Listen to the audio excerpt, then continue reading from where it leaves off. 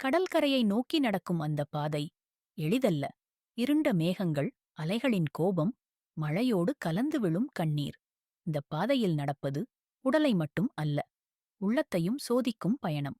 ஒவ்வொரு அடியும் ஒரு பிரார்த்தனை, ஒவ்வொரு தடையும் ஒரு பொறுமை பாடம்.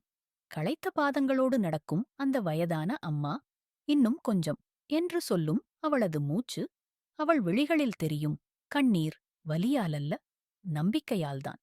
கடல் அலைகள் மோதுகிறது, கற்கள் வழிமறிக்கிறது, இருள் சுற்றி வருகிறது. ஆனால் மேகங்களின் நடுவே ஒளிரும் ஒரு முகம். அது அழைப்பு. வந்துவிட்டாய், இன்னும் கொஞ்சமே. அந்த அழைப்பை கேட்டவுடன் மனசு நிமிர்கிறது. கால்கள் தானாகவே நகர்கிறது. தொலைவில் கோவில் கோபுரம் ஒளிர்கிறது. வேல் ஒளி பாதையை காட்டுகிறது. கடல் அமைதியாகிறது. உள்ளமும் அமைதியாகிறது. இது வெறும் தரிசனம் அல்ல, இது ஒரு உறுதி. முருகன் அழைத்தான், பாதை எளிதல்ல.